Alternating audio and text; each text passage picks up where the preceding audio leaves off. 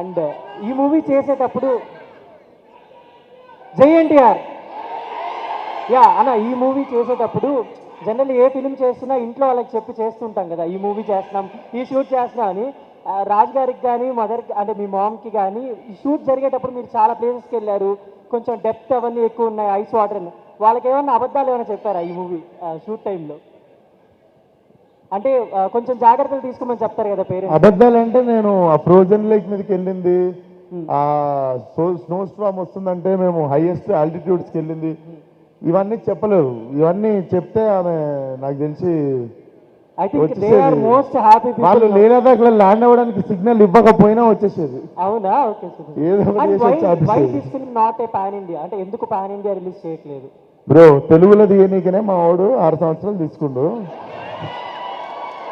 ఇప్పుడు పొరపాటున మేము పాన్ ఇండియా అన్నామనుకో, పోయి మా ముంబైలో కర్ణాటకలో అన్ని డబ్బింగ్ల కాడ కూర్చొని ఇంకో 2 సంవత్సరాల తర్వాత ఇస్తాడు సినిమా.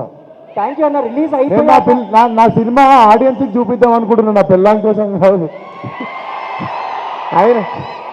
ఆయనను పాన్ ఇండియా అడిగితే నా భార్యకి చూపిస్తాడు సినిమా.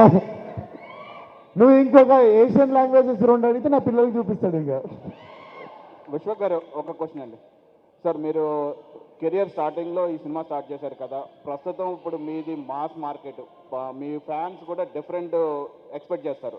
సో ఇప్పుడు ఉన్న ఫ్యాన్స్కి మీరు ఏం చెప్పాలనుకున్నారు? అంటే ఈ క్యారెక్టర్ కొంచెం డిఫరెంట్గా ఉంది కదా, ఫ్యాన్స్ మాస్ ఫ్యాన్స్కి ఎట్లా అయిపోయింది? సార్ హిట్ అయ్యే ప్రతి సినిమా మాస్ సినిమానే. మనకి మాస్ అంటే సార్, మాస్ అంటే పాపులేషన్, మాస్ ఆఫ్ ఆడియన్స్. మనం తెలుగులో మాస్కి మీనింగ్ ఇంకా మాస్ చేసేసినాము. సో హిట్ అయ్యే ప్రతి సినిమా మాస్ సినిమానే.